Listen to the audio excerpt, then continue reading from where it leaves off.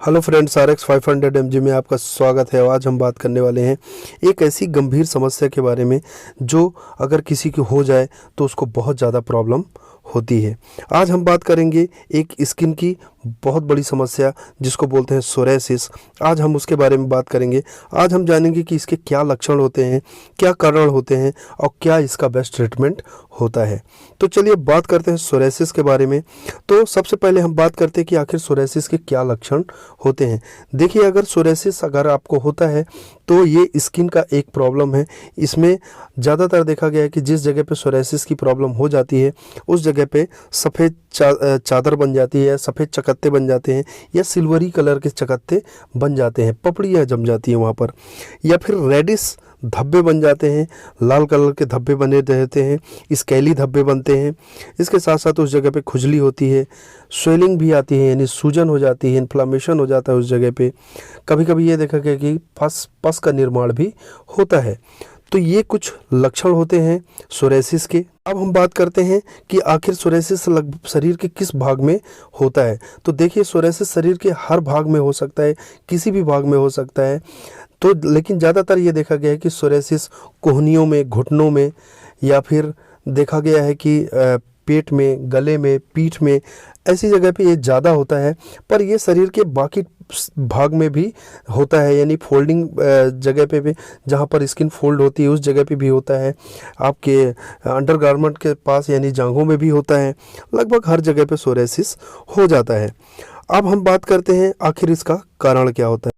उसका सबसे मेन कारण है auto immune disorder. Auto immune disorder का मतलब होता है हमारा ही शरीर हमारे खिलाफ काम करता है, यानी हमारे ही शरीर की सेल्स हमारे ही शरीर की सेल्स को मारना चालू कर देती हैं। उसी को बोलते हैं ऑटो इम्यून डिसऑर्डर। तो अब बात करते हैं आखिर ऑटो इम्यून डिसऑर्डर में होता क्या है। तो जो हमारे शरीर की जो स्किन होती है वो बहुत जल्दी स्किन सेल्स का निर्माण करती है, जिससे वो स्किन आकर ऊपर लेयर में जम जाती हैं, पपड़ी के फॉर्म में जम जाती हैं। अब वहाँ पर वो सारी स्किन ड्राई हो जाती है, सूख जाती है। और दूसरा कारण है कि कुछ चीज़ों को लेकर हमारा जो इम्यून सिस्टम है वो उत्तेजित हो जाता है, जिससे वो बहुत तेज़ी से काम करने लगता है। यानी कि इसके साथ साथ ये भी देखा है कि इन्वायरमेंटल भी फैक्टर भी बहुत ज़्यादा इन्वॉल्व होते हैं। इन्वायरमेंटल फैक्टर की वजह से, वातावरणीय कारकों की वजह से भी ये प्रॉब्लम होती है। और अगला देखा जाए तो जो लोग अल्कोहल या फिर तंबाकू वगैरह का यूज़ करते हैं उनमें भी ये बहुत ज़्यादा देखा जाता है। इसके साथ साथ अगर उम्र की बात करें तो 20 साल तक के लोगों में या फिर ओल्ड एज के लोगों में, यानी वृद्ध लोगों में सोरायसिस की प्रॉब्लम ज़्यादा देखी जाती है। और एलर्जिक फैक्टर भी, यानी कई एलर्जिक कारक भी होते हैं जिसकी वजह से सोरायसिस हो जाता है। अब हम बात करते हैं इसके ट्रीटमेंट की। तो देखिए, इसके ट्रीटमेंट में बहुत सारी मेडिसिन का एक कलेक्शन होता है, जिसमें इन सारी मेडिसिन को हमको यूज़ करना पड़ता है। तो सबसे पहले हम बात करते हैं एलोडर्म लोशन की। एलोडर्म लोशन ज़्यादातर जो ड्राई स्किन होती है या सोरायसिस होता है उसमें सॉफ्टनेस लाने के लिए एलोडर्म लोशन का हम यूज़ करते हैं, यानी उसको ऊपर से लगाते हैं। इसको आप दिन में 2 बार लगा सकते हैं। इसके बाद हम बात करते हैं क्रीम्स की। जो कुछ क्रीम्स आती हैं जैसे कि टेक्रोज इसमें टेक्रोलिमस होता है और ये बहुत ही अच्छी क्रीम होती है। इसको दिन में आप 2 बार पतली लेयर आप लगा सकते हैं जिस पार्ट में आपको सोरायसिस हुआ है। इसके अलावा अगली क्रीम है डेप्सोलिक ऐप। इसमें क्लोबेटासोल होता है, इसके अलावा सैलिसिलिक एसिड होता है। ये क्रीम भी बहुत ही अच्छी होती है। इसको आप सोरायसिस वाले पार्ट में पतली लेयर दिन में 2 बार आप लगा सकते हैं। अगली क्रीम है सोरवेट सी। इसमें कैल्सिट्रॉल और क्लोबेटासोल होता है और इसको भी आप पतली लेयर दिन में 2 बार लगा सकते हैं। कहने का मतलब इन तीनों क्रीम में से कोई भी आप एक क्रीम ले लीजिए और उसको दिन में 2 बार सोरायसिस वाले पार्ट में लगाइए। इसके बाद अगली टैबलेट है जो कि खुजली को कम करती है। तो आप खुजली को कम करने के लिए सिटसिप, लिवोसेट या एविल, इन तीनों में से किसी भी टैबलेट को आप ले सकते हैं और दिन में 1 बार यूज़ करना है आपको इन टैबलेट्स को, और हो सके तो इनको रात में ही यूज़ करें, जिससे आपको खुजली नहीं होगी।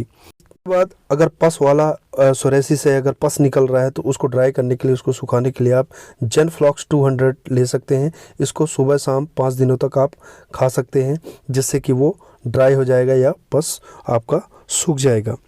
इसके बाद हम बात करते हैं, अगर आपको सोराइसिस स्कैल्प में हुआ है यानी आपके सिर में हुआ है तो वहाँ पर पपड़ियाँ निकलती हैं। अगर आपके सिर से पपड़ियाँ निकलती हैं तो उसको ठीक करने के लिए आपको कैसोलिक सॉल्यूशन या फिर प्रोटार सॉल्यूशन में से कोई एक ले लेना है। इन दोनों का यूज़ कैसे किया जाता है कि इन दोनों को नहाने के पहले आधा से 1 घंटा पहले लगाकर मसाज किया जाता है स्कैल्प में, उसके बाद छोड़ देते हैं 1 घंटे के लिए, उसके बाद आप नहा सकते हैं। तो इसको अल्टरनेट डेज करना है, एक दिन छोड़कर आप कर सकते हैं, या फिर इसकी जगह पे आप सैलिसिलिया केटी नाम का शैम्पू आप यूज़ कर सकते हैं। इसमें सैलिसिलिक एसिड होता है और कीटोकोनाजोल होता है इसमें, तो इसका यूज़ कर सकते हैं आप। ये आपके स्कैल्प के जो पपड़ियाँ होती है उसको हटाने का काम करता है। तो ये एक सोराइसिस का एक मेडिसिनल चार्ट है जिसको आपको फॉलो करना है। अब बात करते हैं, अगर सोराइसिस बहुत ज़्यादा मॉडरेट फॉर्म में है यानी बहुत ज़्यादा बढ़ गया है तो उसमें आपको एक एक्स्ट्रा टैबलेट आपको लेनी पड़ेगी जो इम्यून सिस्टम को सप्रेस करता है, जिससे आपके घाव भरने में काफ़ी हेल्प मिलती है। तो वो है फॉलीट्रैक्स 2.5 या फॉलीट्रैक्स 5। इनमें से कोई भी टैबलेट आप ले सकते हैं सीवियरिटी के हिसाब से। अगर कम सीवियरिटी है तो 2.5 mg, या फिर बहुत ज़्यादा सीवियर है, बहुत ज़्यादा प्रॉब्लम है तो आप 5 mg की टैबलेट आप ले सकते हैं। इसको दिन में 1 बार खाना है और आप इसका यूज़ 1 से 2 महीने तक लगातार भी कर सकते हैं, जिससे कि आपके घाव भरने में बहुत ज़्यादा हेल्प मिलती है। तो ये सोराइसिस का एक मेडिसिनल चार्ट है। आपको ये मेडिसिन चार्ट फॉलो करते हैं तो आपका सोराइसिस में ज़रूर इम्प्रूवमेंट होगा, ज़रूर आपका सोराइसिस ठीक हो जाएगा। और एक चीज़ और कि आपको अपनी लाइफस्टाइल में थोड़ा सा बदलाव लाना पड़ेगा। अब सोराइसिस से रिलेटेड अगर कोई और जानकारी आपको चाहिए तो आप मुझे कमेंट कर सकते हैं, और ऐसी मेडिकल वीडियोज़ आपको आगे भी मिलती रहे उसके लिए इस चैनल को लाइक करिए, सब्सक्राइब करिए और शेयर करिए, और बेल आइकन को दबा दीजिए ताकि न्यू वीडियोस की नोटिफिकेशन आप तक आती रहें। और सब्सक्राइब जरूर करिए क्योंकि आपका एक सब्सक्रिप्शन हमें बहुत ज़्यादा मोटिवेट करता है। Thank you.